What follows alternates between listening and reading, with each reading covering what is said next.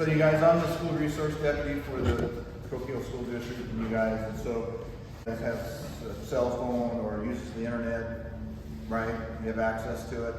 I'll age myself. I use Facebook, and you guys use Facebook.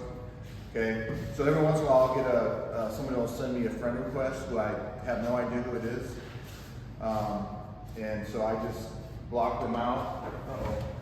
You have to tap on it. So I just block them out.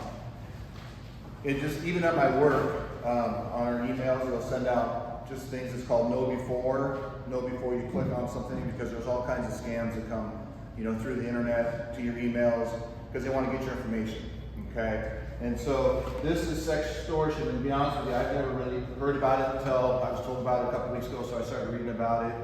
And it's pretty sad, and it's kind of scary too, in the sense that, and we'll talk more about it, but worst case scenario, somebody contacts you on the internet, and they befriend you, however they do that, and then they say, hey, send a picture of yourself, and it might just be send a picture of your face, or, and then pretty soon they send a picture of yourself, your private parts.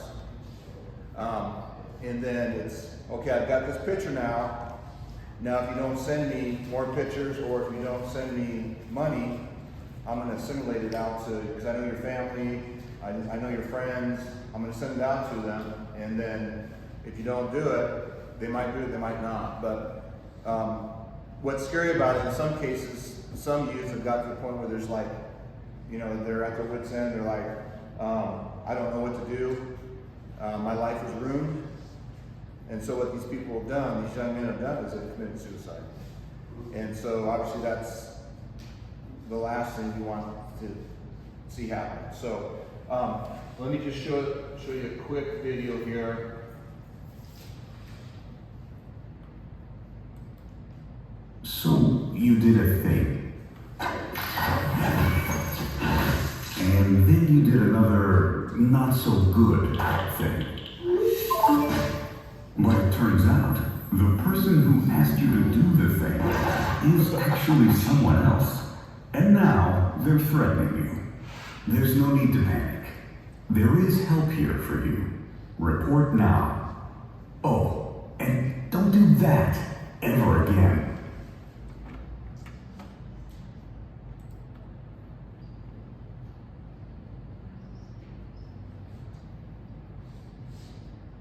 Okay, so what is it, what parents can do? And so what it is, have you guys heard this before?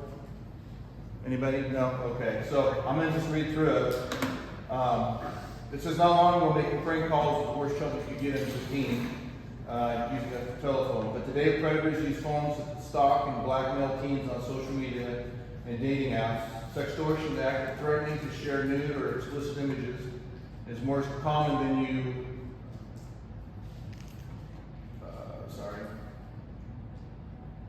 is more common than you think, and cases affecting your children, teens, and adults have increased exponentially in the past 2 years. In fact, Homeland Security investigators have received over 3,000 sextortion tips in fiscal year 2022. And again, it says here it's focused on boys 14 to 17 years of age. And you might think, well, it doesn't happen around here, but I was talking to the school resource officer in Coos Bay, and he said last year, a student came up to him because someone had said, hey, I got nude pictures of you, and if you don't send me whatever amount of money, I'm going to send them out to everybody, just, ruin your life.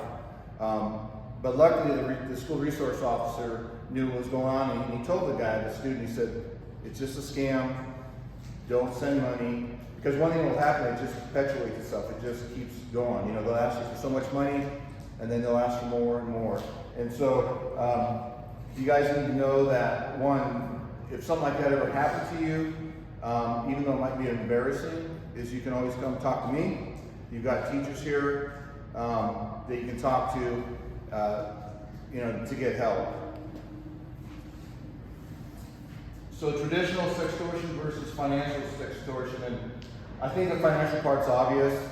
I mean, the traditional one, it would ask for, you send pictures, and then I'll send you pictures, and just back and forth like that. Now the financial sextortion, obviously financially requesting money from you.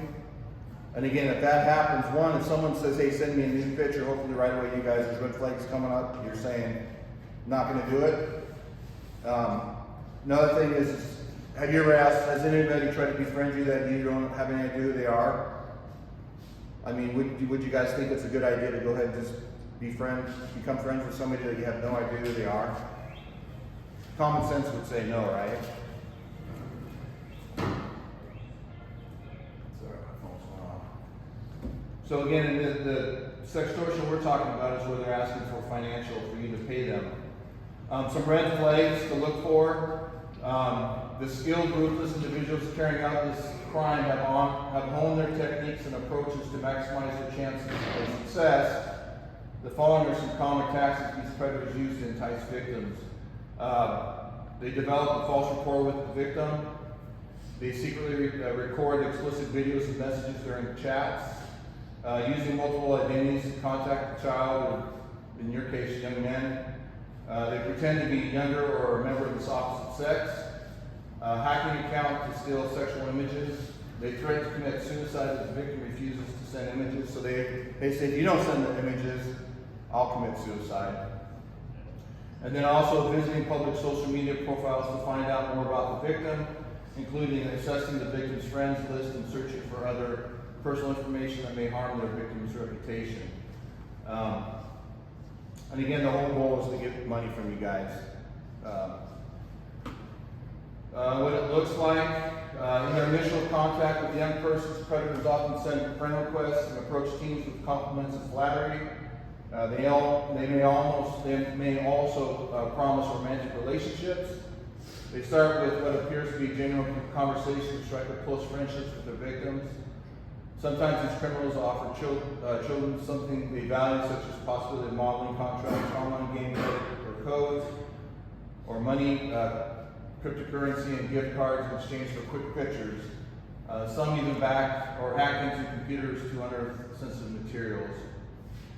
These predators then threaten to expose the material if the victim refuses to comply with their demands. They may also threaten victims by falsely claiming that they already have explicit photos that they intend to distribute, or they may threaten to harm the victim, other people, or things that the victims care about. And you guys realize too that any picture that you put on the internet, you may think like, what are some things that you guys use? Like I said, I use Facebook. What kind of internet stuff do you guys use to communicate with people? Instagram, Snapchat. Okay, so like Snapchat, isn't the idea you send a picture or whatever and then it's gone? Well, you can save them in chat. Take a picture, okay. But the reality is you may think that the picture's only there for a little bit, but it's out there. Okay, it's out in cyberspace. Digital footprint. What's that? Digital footprint. Okay, so yeah, it's a digital footprint. You guys know more about this than I do, but it's out there. People can get access to it. So what I'm saying, and I know you guys know this, but don't be sending pictures out there that you don't want others to see. Because you might just be sending it to one person, but again, that picture can get out to a lot of people. So just don't send stuff out on the internet that you don't want others to have access to. These criminals commonly make first contact with the victim on one platform, then ask them to move to a second or third platform that uses encrypted messaging to make tracking their crimes more difficult. Sextortionists record and preserve entire chats and videos. They may also visit public social media profiles to find out more about their victims. Combing through friends lists and gleaning other personal information that may harm their target's reputation. And obviously these guys know what they're doing because they're able to gather a whole lot of information that you would think there's no way that they could get this information. And again, I don't know how they do it, but they do it. I know people have been scammed. This is a little bit different than this, but like my mother-in-law was scammed by somebody who said that the nephew was in Mexico, which he was, and that he'd been like abducted, and they asked for $10,000 and to send it, believe it or not, in magazines with so much money in between each one. And she sent it because she really believed that, because they actually put this guy on the phone with her who was in a panic state that she said kind of sounded like my nephew. And so she sent the money because she cared and she wanted to make sure he got out of Mexico safely. but it was a big, huge scam, and she lost like $10,000 in that process. So there's people out there that really want to take advantage of us and of you guys. So how can you help? Basically what I would say as far as helping, if you guys ever get caught in that position, don't feel like you're alone. Again, I'm here as a resource. Your teachers are a resource. Hopefully you guys feel like you can talk to your families about it. But you don't want to keep it a secret, because that's really when you're going to get yourself in trouble, because you're going to do things that you probably really shouldn't do, whether it be giving money or sending more stuff, more pictures, or unfortunately in some cases, like I said, people hurt themselves. Last bit here, you guys, as far as being cautious, aware, and educated about online scams can help prevent victimization. With the amount of time people spend on the internet steadily increasing now, is the best time to learn preventive measures and spread awareness. And again, that's why I'm sharing this right now, just so you guys are aware of it. I think knowing about it helps out a lot, because if someone sends you information and you say, yeah, this doesn't seem right, it's probably not right. So you don't want to respond to it. You want to delete that person, or just ignore them completely. Here's some tips, and we'll end with this. The following tips can also ensure online safety. Do not accept friend requests from anyone online you don't know in real life. Don't give any personal contact info, emails, or handles to anyone you haven't met in real life. If someone you don't know asks for personal identity information, say no. Never say your password. Never share your password with anybody. Don't use easy to guess passwords, such as pets' names, birth dates, or anything that someone can guess by reviewing your social media profile. Don't click on links and emails that come from people you don't know. Doing so could compromise your device. Be wary of recording devices you bring into your home. Some low security devices, such as baby monitors and nanny cams, are easy to exploit. Did you guys realize that? Okay, so again, you guys know more about this than I do, but go ahead. You missed one. I know, but so teach your teens to report threats, though they may be distressed or embarrassed. Talk to them about online safety and encourage them to come forward when they receive a suspicious email. And again, the bottom line is, if something happens, and you respond to it, don't try to hide it and let it just fester and destroy you guys. If something happens, let somebody know. Let an adult know. Let a buddy know. There's help out there. And then the second last one: assume your webcam or recording device can be activated remotely. Never have your phone or other electronic camera device pointed at you while undressing or in a position you would not want to share with the world. Again, that's kind of scary to think about. We all carry our phones with us.